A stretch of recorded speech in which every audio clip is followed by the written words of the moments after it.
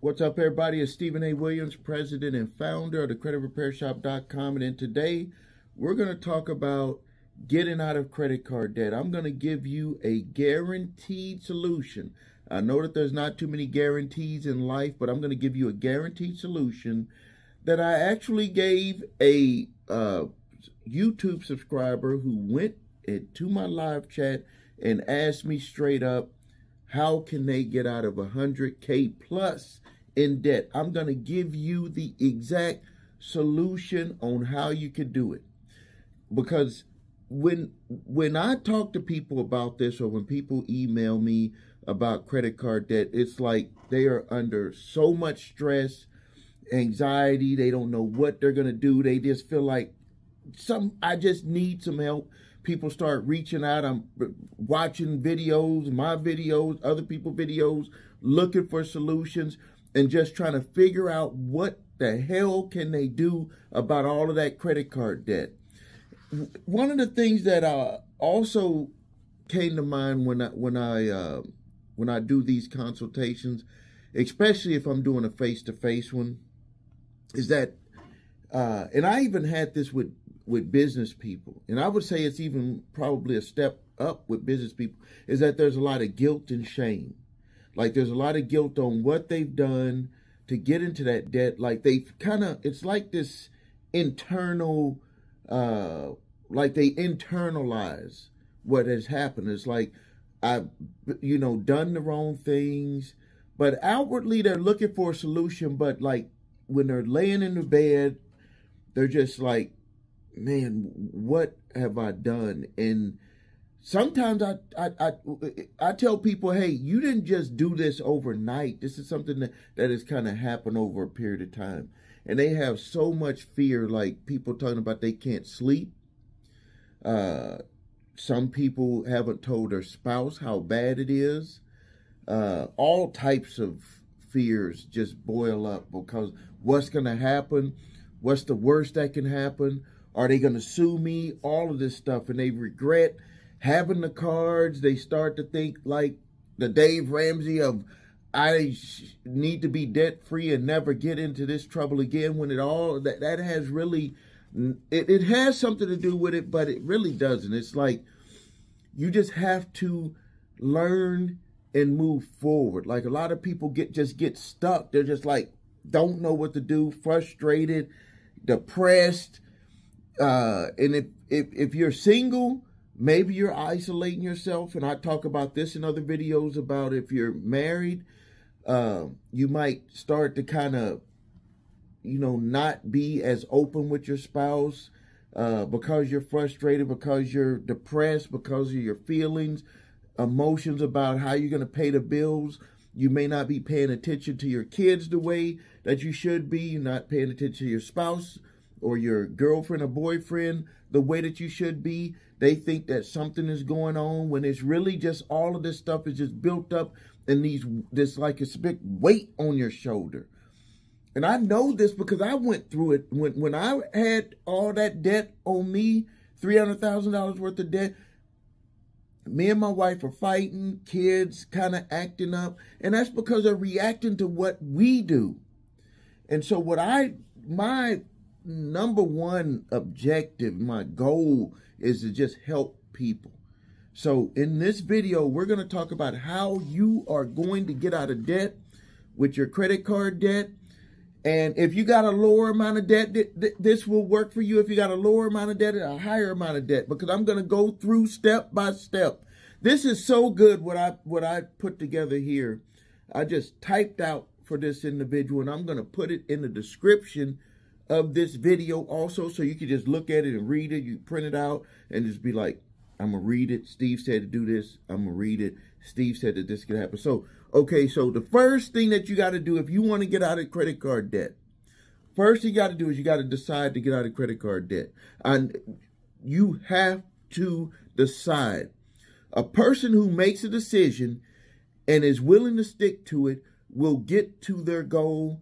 You don't have to know exactly how it's going to work, but I'm going to give you an outline of what is potential, the potential outcomes of what you will put into action on how it can work, but there could be some ups and downs. There could be some zigzags, but I'm going to give it to you in plain English exactly what you should do. So first, you got to make a decision.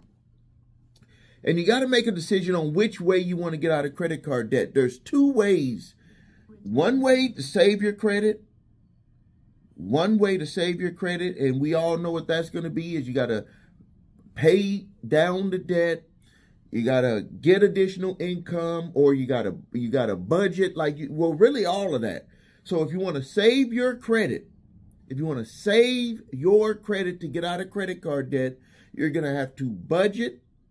You're going to have to pay down that debt, and there's different ways that you can do that.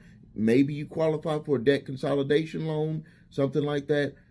If you do debt settlement, it's going to ruin your credit. So first, decide that you're going to get out of credit card debt. Next, decide on which method you want to use to get out of credit card debt. Method number one, you save your credit, budgeting, coming up with more money, possibly debt consolidation, and you pay down that debt. And you're going to have to be very disciplined with following that. If you do that, you're going to be able to get out of credit card debt. Most people cannot do that. They have gotten themselves into too much trouble. Maybe they overextended themselves where you're upside down. You're spending more than what your income is. Maybe you lost your job. Maybe you had gotten downsized. All these different things could happen to where you're just not able to pay the monthly payments on that credit card debt. So now you got to make a decision in your mind. And really it's not, after you make that decision and you know you have to go this way, this is what you're going to have to get over in your mind. This is what I wrote to this individual, is that you have to get in your mind that you are about to ruin your credit. If you cannot pay the minimum payments on your credit cards and you stop paying your credit cards, even if the credit card company came to you and said, we will settle your debt for less the next day, your credit will be ruined because they're going to charge off that account. But it doesn't work that way. That was just a quick way of just explaining it to you, because there's a whole bunch of misconceptions about, oh, I can just settle these credit card debts for half and my credit won't get ruined.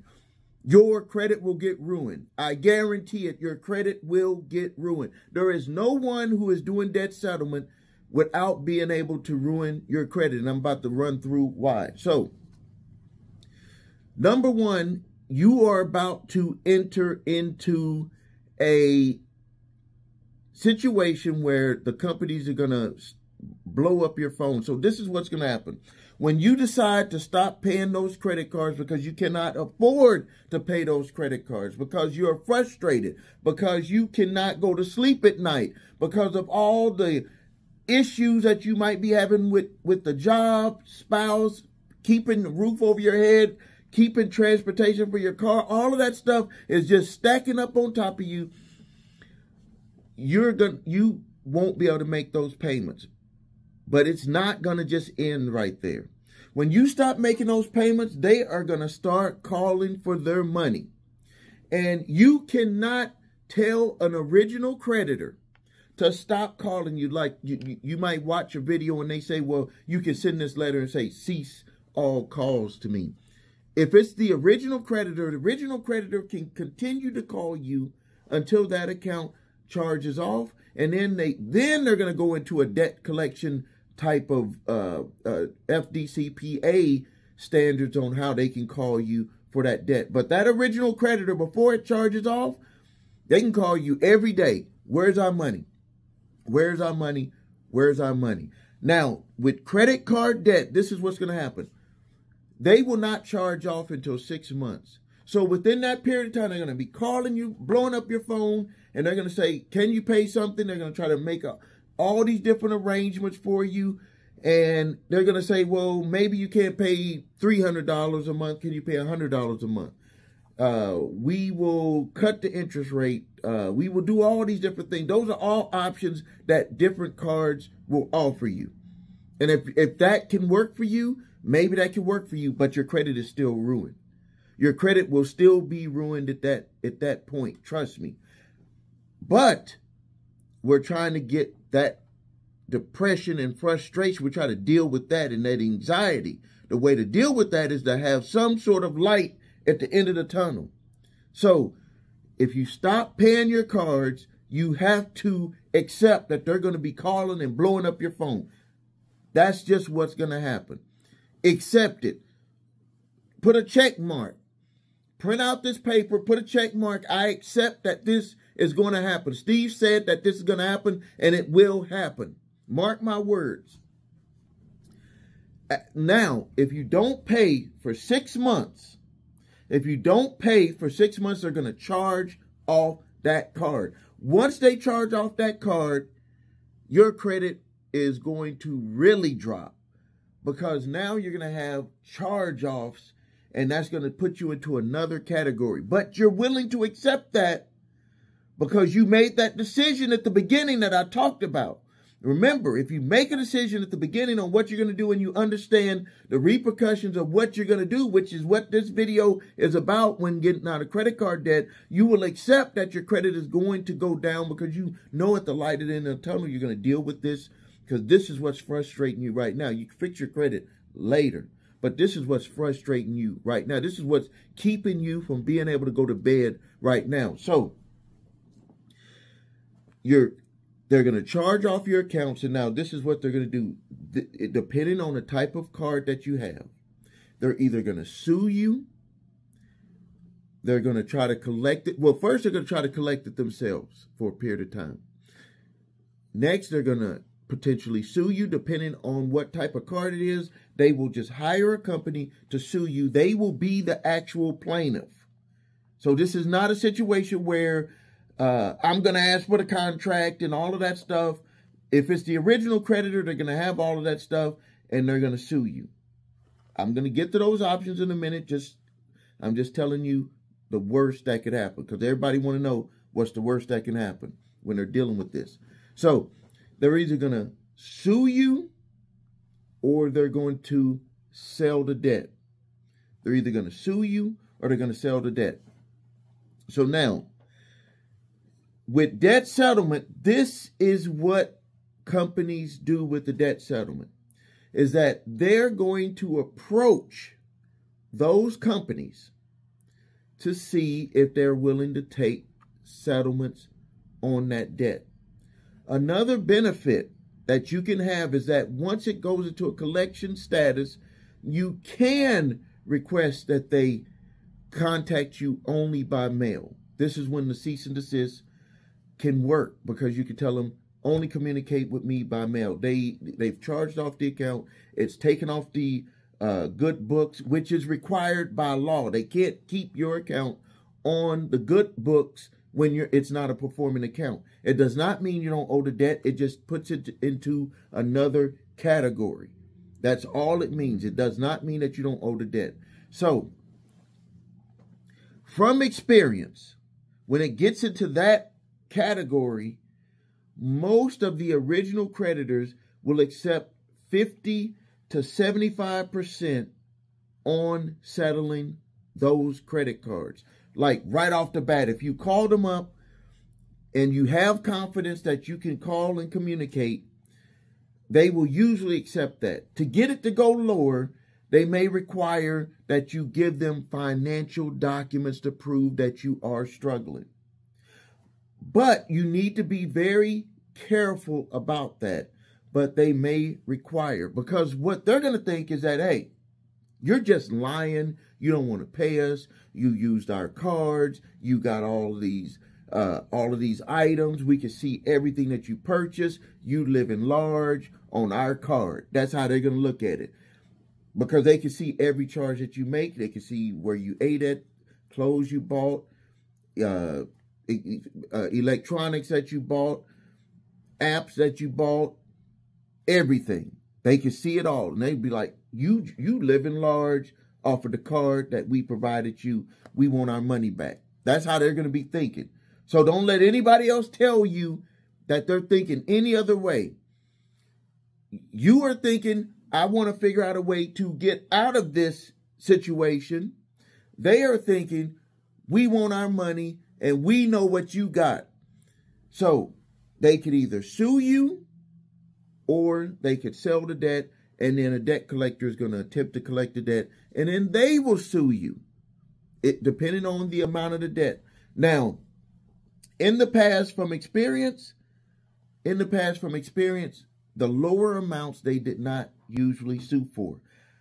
I'm starting to get people who are being sued for $500. The lowest that I had saw for probably a couple of years was $1,200, $1,500. Now they're saying, we'll come after you for $500. Here's the reason why. Because they know that there are companies like mine. They know that there's companies that are out there that are helping people respond to these court summons. And if you have to pay a certain amount and you lose, you could have potentially settled that for 50 cents on the dollar. And that's what I tell people. When I see a court summons that's like $500, I will tell the individual, rather than paying my company the money, why don't you approach them about doing a settlement? Because for $500, you could potentially settle that for $250 or $200. That's how you should be looking at that. But now, in this example, we're talking about $100,000 in debt. So, your responsibility on what you need to do while you have not been paying those payments for those 6 months is that you need to save up as much money as possible. Now, I know it's going to be very difficult. If you have $100,000 in debt, it's going to be very difficult because the most, let's just say the most, in this example with this individual, they said that they were making about $4,000 a month, and they were probably at the most going to be able to save $2,000 at the most. I don't even think it was going to really be that amount, but I think they had also said that they were going to be getting a raise, so they thought that they could save $2,000 a month. But that's still $12,000, but you got $100,000 in credit card debt. So even if they said that we would settle it for half, that's $50,000. You only got $12,000. So now that gets into what do you have to do to be able to manage this, because that's what I call it, is that you have to have a process to manage to be able to get to a solution with those credit card companies. Because if you don't have enough income, you don't have money that you save that you would be able to pay for settlements, you're going to have a strategy in place. A strategy in place to be able to deal with that. And that strategy also has to deal with if they try to come sue you. So now, the first strategy that I tell people, because I'm always transparent, 100% upfront and transparent. I've already been 100% upfront about what could potentially happen. And now transparent about what the benefits of going through a company like mine. But I'm not selling you on going through my company. I'm just telling you on, like, replace my company with you. This is what you need to do. So this is what you need to do. And so first, to minimize the calls, because they still will be able to call you or they'll be able to mail to you. But some people still don't even want to open those letters. They're like, I don't even want to open it. I don't want to deal with it. But this is what you got to do. So you do the cease and desist to tell them to only communicate with you through mail. But you got to have communications open, because if you don't have the communications open, they're just going to think that you're just hiding from them and that they're going to just say, well, just sue them. Just hire an attorney and sue them, because I could see the stuff that they got. They bought a new iPhone with that credit card. We want to get our money. They're utilizing that iPhone every day. We want our money. So if you don't have the communications open, then they're going to just like go all the way to try to sue you and get the money. And that could put you in a worse situation, because if you have a plan in place, you will be able to manage that. And the way to manage it is to have the communications. Now, I would say you should have verbal communications, because then you can feel them out and you can understand the moves that they're going to make. But you got to be careful, because they're going to ask you questions. They're going to ask you questions that you may not want to answer, but you got to answer them because you're the one that's going to be there communicating with them. So you got to, you got to be careful with that. So you want to minimize it. You want to keep that communications open, and then you got to tell them your hardship. Now, they may not try to believe you about your hardship. They may not believe you about that hardship, because they're going to look at all the stuff that they got. They're going to be like, well, you have a hardship, but you got a lot of stuff with your hardship. You're having a lot of fun. That Xbox that you got, that Oculus that you got, that new iPhone or that new Android phone that you got, those apps that you put on there, those books and stuff that you bought. You might have a hardship, but you having fun with your hardship. That's their thinking. That's their thinking. Because if you're talking to them on the phone, and that debt collector representative for the company is looking, they're like, and they got this. So this is not like thinking like they might, or they know what you bought. You know what you bought. When they send them statements, what do they got? They got everything that you bought. So they know what you bought. So don't think that they don't take this into consideration. And I know that they take it into consideration because I've spoken with these reps and they think that way. So the next thing is you want to keep that communications open to try to avoid them from taking you to court. And the only way to do that is to really talk to these people so they know your situation, so they know that you're not trying to hide money, and that you give them a picture, you paint a picture that I'm getting things in order to be able to resolve that debt, and I'm going to be contacting you about that. Yes, you could call me every week or once a month, however you want to do it, not once a week, not over and over, once a week, and we can talk, and I'll keep you up to date about my situation. They'll probably, make different offers and all of that. If you are able to take that offer, you can take it. If not, you're going to have to keep that communications open, because the goal is not to have them take you to court.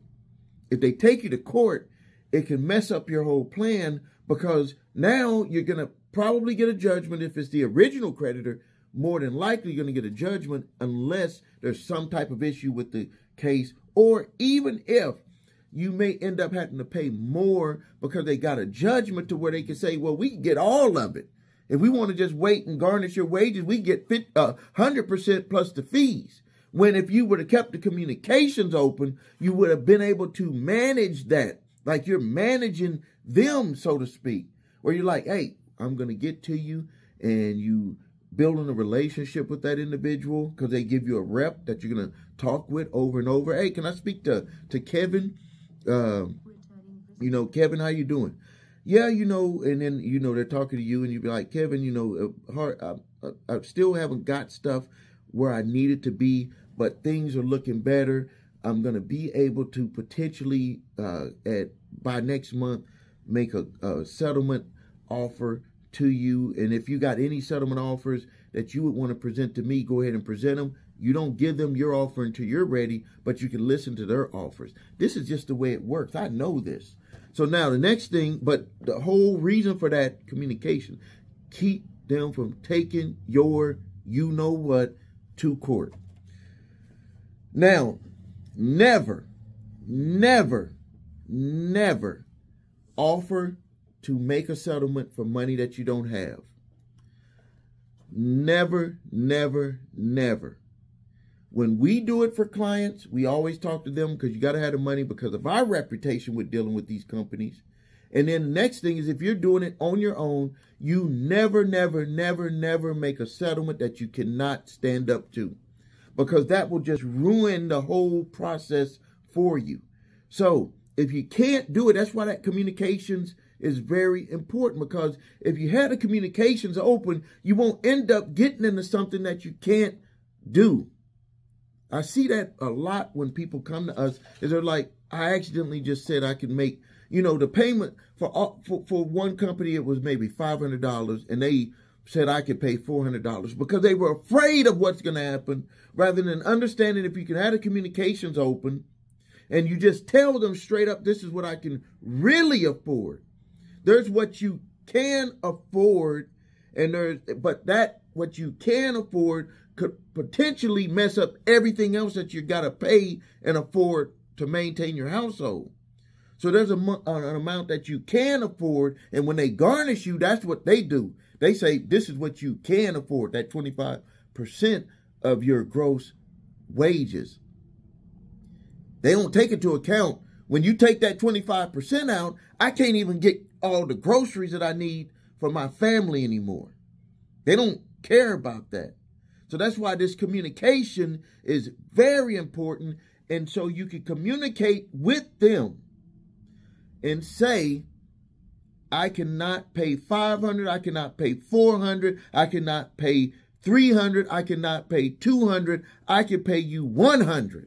Because you know that $100 you can afford without messing up other things that you got to pay for to maintain your household. Now, if you're using a debt settlement company, if you're doing this yourself, there's no other fees other than what you settle for. The only thing that you pay for is your time and your mind, the frustration that you could potentially have in your mind, but you can do this. That's what you'll pay. You'll pay with your time. You'll pay with being on the phone with them. You will pay with having to talk to them. That's what you will pay for. So there's always something that you'll pay for. It may not be money-wise, but there's always something that you will pay because your time is worth something too. Your mindset, your frustration, your feelings, all of that stuff is worth something to you. So when you do it yourself, you pay that way. When you pay other people to do it, this is what you need to be aware of. The debt settlement companies will charge a percentage on the entire amount. So if they settle it for it was a $10,000 credit card, they settle it for $5,000, their fee is going to be on the $10,000. Their fee is going to be 20 to 25% on $10,000. Now you might be saying, Steve, that's crazy. I don't believe you. Go to their website. The average settlement that is paid, there's two different things that settlement companies have to disclose on their website, but they don't really make it clear when people talk on the phone. But it's on their website. There's a settlement amount and then there's a fee amount. These people don't just advertise and do all this stuff to make a couple of $100. No, they would go out of business. What they do is they settle it, and whatever that overall amount is, they take a percentage. And if you look on their website, they say the average settlement that is paid is usually about 75%. So that means that if they settle for $5,000, you pay $5,000 is what the company is going to get. The original creditor or the debt collection company who purchased your debt. But on the $10,000, you could pay upwards of $2,000. So that means that the entire settlement was $7,000. Go to their website. They have that in the small print.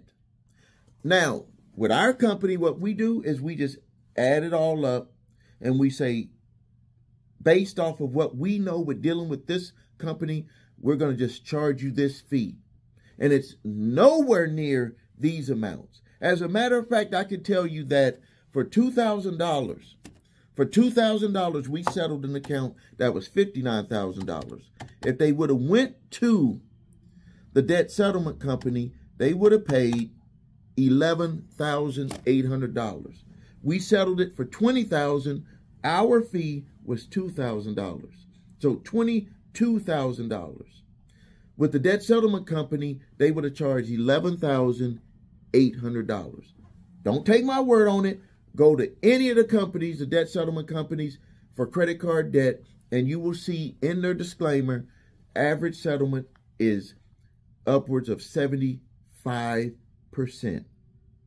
So now another thing that you gotta be, I want you to just be aware of this. I want you to be aware of this. The companies can still sue you, even if you have a plan, even if you've communicated with them.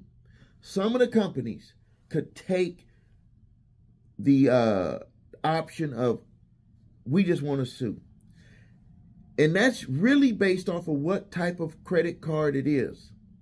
American Express, Discover, Barclays, Capital One. Those companies are very, very aggressive. And they will hire attorneys to sue you. But I have a solution for that.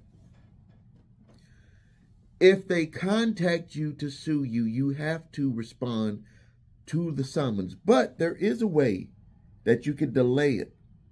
Now, one way to delay it, I'm not going to get into because that's with the response. The other way to delay it is to actually call that attorney and let them know what's going on. Most of the time, if you've already done this, from what I told you to do earlier with keeping that communications open with that creditor, they may not get to that point. They just may choose to keep contacting you. I actually had a client with American Express where they called our office. They called our office for a year and a half. And then we eventually made settlements for that client. But they never took that client to court because the communications was open. I would bet that most of you who are dealing with court summons right now is because no communications was open.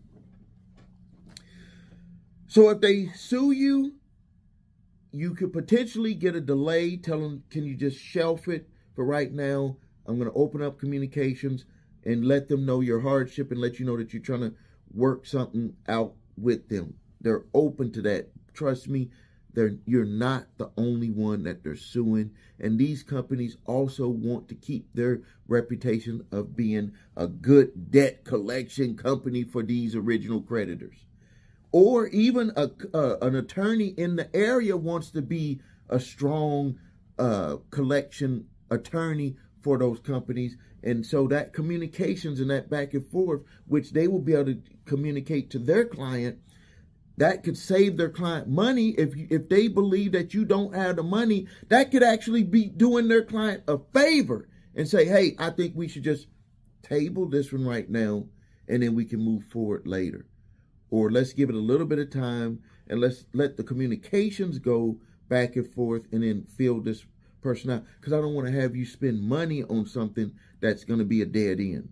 That's them doing a service to them, but that service cannot be provided unless you have that open line of communications.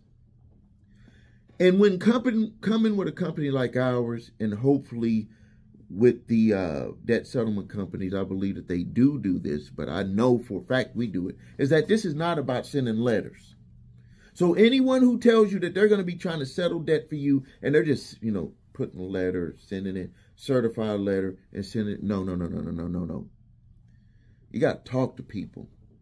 You got to talk to people because you want to feel them out. You want to make sure. You want to make sure that they're not going to try to move forward on something and surprise you. You got to keep the communications open. And then if you get a settlement offer that you can afford to do,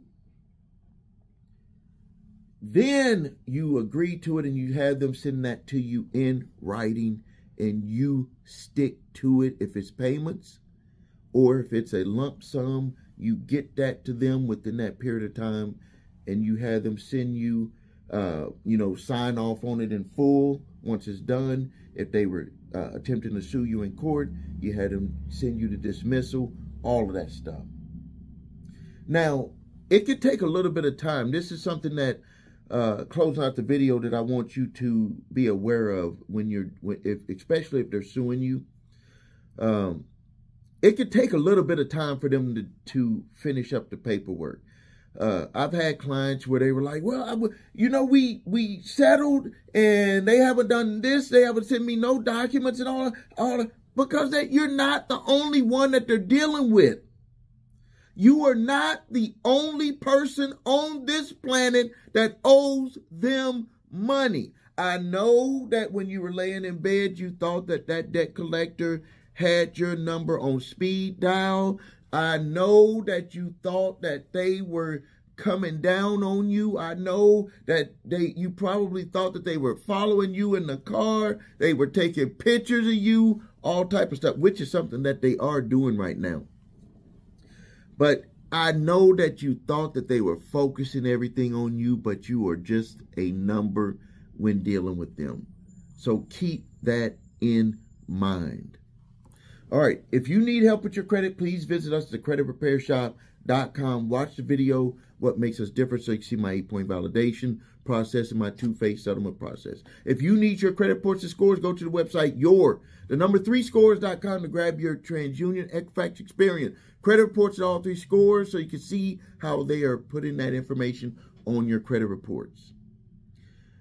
If you have debt collectors coming after you early, this is something that I tell people to do. Grab my 3-pack of letters, statute of limitations, debt validation, cease and desist, collection activities letter, because you should always have that information just in case your debt is past legal statute of limitations to collect. There's no debt validation that is needed if that happens.